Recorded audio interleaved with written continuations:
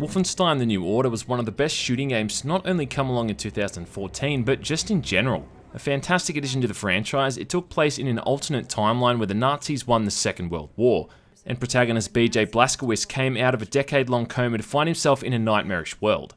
Now we've got Wolfenstein: The Old Blood, a prequel developed once again by MachineGames with a storyline taking place before the events of The New Order. In fact, the very main objective of Old Blood is a MacGuffin, in this case a dossier that contains the location of Death Head's base, the very same base you originally stormed in New Order's prologue. The Old Blood also takes story elements from Return to Castle Wolfenstein, most importantly your capture and subsequent escape from the eponymous Castle Wolfenstein, and also the return of a minor character named Helga von Bulau, who has a deep involvement in the occult, and it also sets the stage for the second half of the DLC.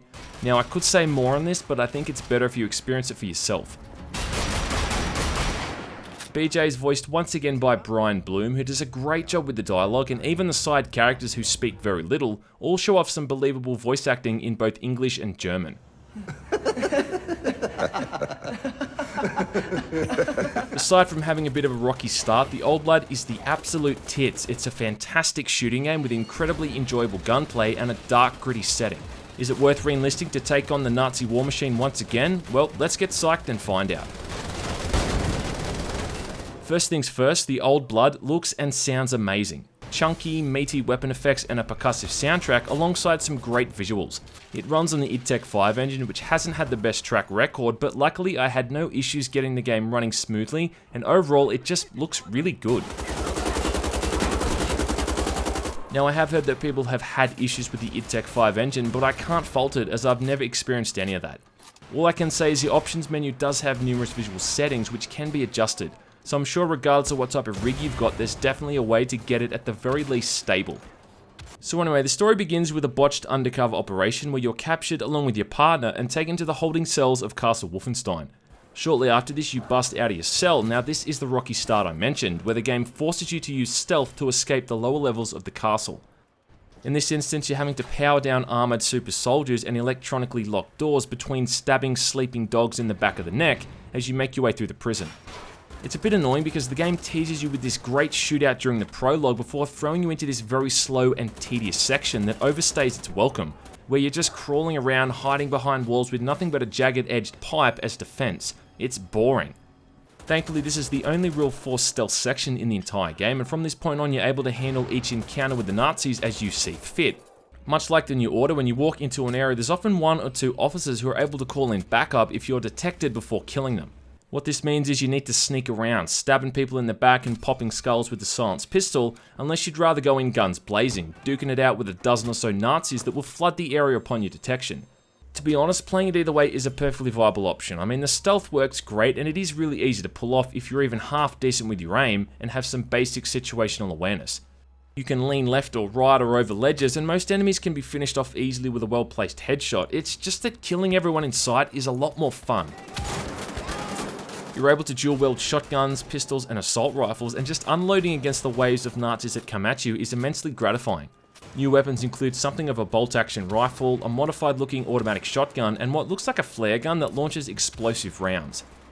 Playing the game on the highest difficulties is kind of a must, as the game is way too forgiving otherwise. On the higher difficulties, you really have to keep moving, be aware of where enemies are, and try to bottleneck them to your advantage, and make sure you're not flanked. I was actually surprised at how aggressive these guys are, and save for a few opened up areas that are just very derivative, most of the combat environments are cramped interior locations where you can really let go with the game's arsenal.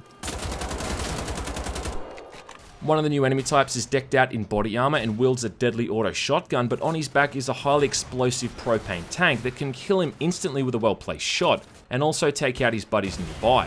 Against guys like this, you're really forced to rely on actual skill on the tougher difficulty modes. Another new feature is a rock climbing ability where BJ uses his pipe to climb up jagged surfaces, but this doesn't affect the gameplay outside of combat and isn't all that groundbreaking. On that note, I guess that's really this game's biggest fault, is that it's not that groundbreaking. You know, it's just more of the same, shooting Nazis, skulking around for a bit before killing more Nazis. And yet if the gameplay wasn't so enjoyable, then I guess this would be an issue, but for the most part, this is shooting nirvana. And even when you are killed during a fight, there's something so fun about going back into it with a different weapon or different strategy and seeing how better or worse you fare.